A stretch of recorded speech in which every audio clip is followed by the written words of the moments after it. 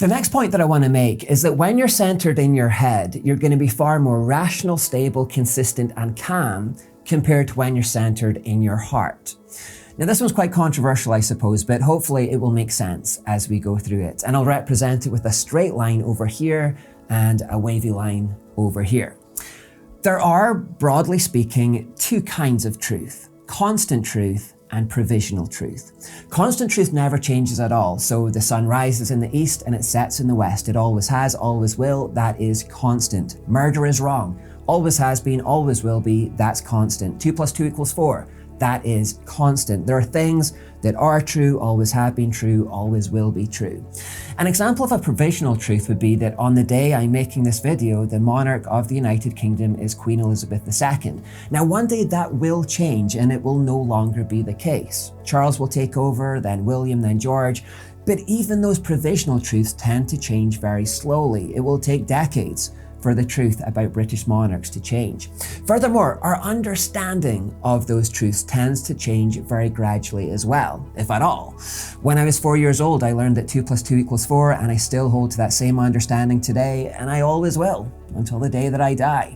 As we grow up, it is natural that we assimilate new information and our understanding of the world will evolve and change. But again, we tend to do that very gradually. It takes at least 16 years before we're considered to have enough basic schooling to be of use in the world. It takes that long to accumulate enough information. And while I may have different beliefs compared to 10 years ago, it's very unlikely that I have different beliefs compared to 10 seconds ago. So all I'm trying to say here is that truth is very stable and our understanding of that truth is quite stable as well. The same thing can't be said for our feelings though. What we feel from one moment to the next is far more volatile and capricious and tends to be subject to our circumstances. So I'm a football fan and I support Manchester United. So as a Man United fan, I'm emotionally invested when I watch them play football.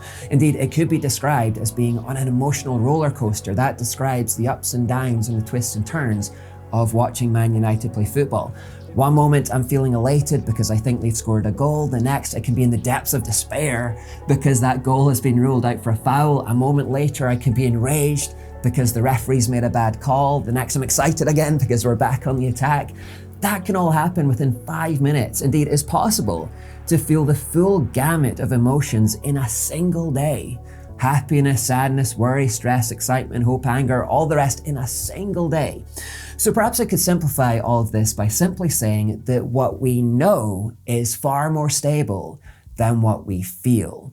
Now, there's a practical application to all of this because whenever our emotions are turning negative and they're getting volatile, whenever they're threatening to overwhelm us, so for example, if you're feeling anxious, stressed, worried, and so forth, we can often stabilize by reminding ourselves of what we know, by grounding ourselves in the stability and security of the truth. So for example, if you're feeling anxious about something, speak truth to yourself, remind yourself of what you know, and you will tend to calm down. If you're feeling scared, rationalize it, speak truth to yourself, and the same thing will happen. If you're going through trials in your faith right now, speak truth to yourself, remind yourself of what you know about God's character, about what He's done in the past. Read the Bible, read that truth, let it sink in, ingest it, and your faith will begin to stabilize. And actually, King David did this quite a lot in the Psalms. Often we read in the Psalms, David struggling with emotional distress, fear, anxiety, but he brings stability by reminding himself of what God has done in the past and by speaking truth about God's character and nature, and he's able to bring calm to his soul in that way, stability to his soul. Now there's a sliding scale here and we're all somewhere on the scale. We're all a mixture of the head and heart.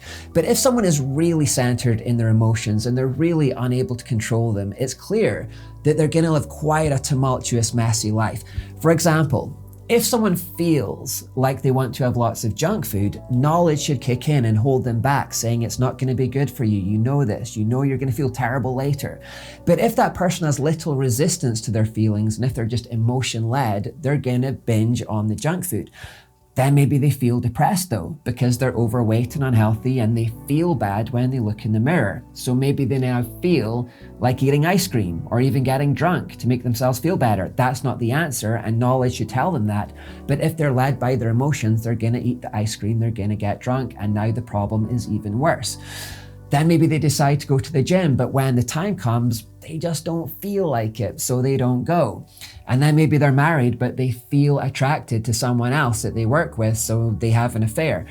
When we're enslaved to our feelings, it's going to be a messy, tumultuous life. We need something to anchor us, and quite often that anchor can be the truth. Now, actually, we need something more than just knowledge of the truth. We need God himself, and we need his Holy Spirit to overcome those desires that would lead us down these messy, destructive paths.